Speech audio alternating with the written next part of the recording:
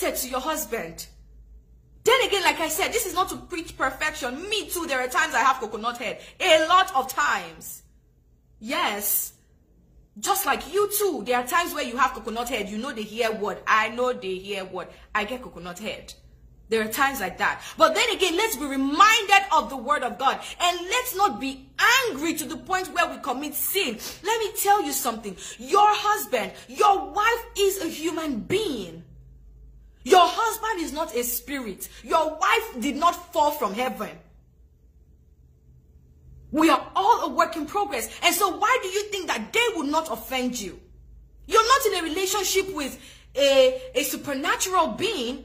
You're in a relationship with a man who is subject to various temptations. You're in a relationship with a woman who is not perfect. So why do you think your wife cannot offend you? Why do you think your wife should never offend you? Why do you think sometimes your wife should never even you should never hear the slightest hiss from your wife when she's angry? She's definitely going to offend you. But the word of God says, do not let your anger lead you to sin. It's okay to be angry. Even the word of God permits anger. But don't let the sun set on it. Don't go to bed angry. Why? Because when you go to bed angry, most likely that night you're going to devise something evil in your heart. Most likely that night you're going to think, in fact, the dreams that you're going to have, they're going to be evil. In fact, trust me, sometimes when I'm angry and I still fall short and I go to bed with the anger, what is in my mind then is like, hey, so say I feel your pincher now, the pinch, that kind of pinch that will pain, so that you will know what you just did to me, that I'm angry. All those thoughts will start coming to your head. That's why the word of God says, be angry, oh, but don't go to bed angry. I am even still guilty of this some of the time. But then again, the word of God is our standard. Whatever that we do, we have to fall back to the word of God. However we are believing our lives, the word of God is fresh, it is new every day, it is there, it is a study manual for our lives. Every single day. This is why you have to walk with God, because it is a continuous process. You just don't do it and it's done. No, it's an everyday situation. It's a process. It's a gradual process. The word of God says, work out your salvation with fear and trembling. So if you're a godly woman, if you're a godly wife, if you're a godly whoever, a virtuous woman, it is time to come back to God and submit. Be submitted to the authority that God has placed over you. A lot of you don't want to submit to the authority that God has placed over you. You want to bypass the man who is the authority that he has placed over you and go straight. So he has placed someone over you. That is your husband. Christ is our Father. But on earth here, the word of God has made it clear. Christ is the head of the man is the head of the woman, and God is head of Christ.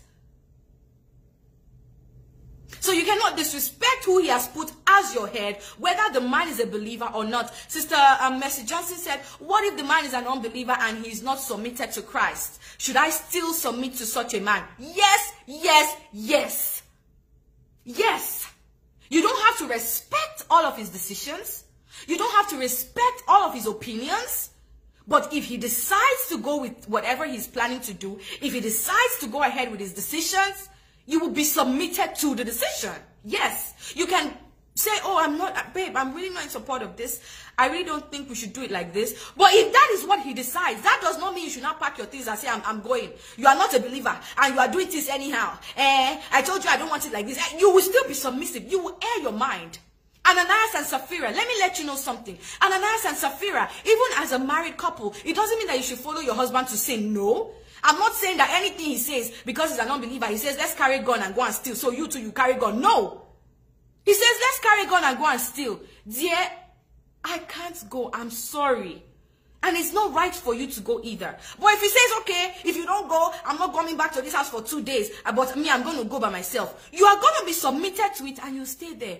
Guess what? You'll be praying for him. When you are in a marriage with an unbeliever, you have entered the ministry of intercession. Let me tell you now, you just don't know. If somehow you got married to an unbeliever, maybe your wife is an unbeliever, and you as a man, you're a pastor. Somehow she just doesn't love God as much as you do. Your ministry of intercession has just started. What is the ministry of intercession? You're going to begin to pray for your wife. Lord, let her be all that you want her to be. Lord, let her come to love you. Lord, let her come to the fullness of the knowledge of you. Lord, let your word guide her actions and her thoughts. You have entered the ministry of intercession.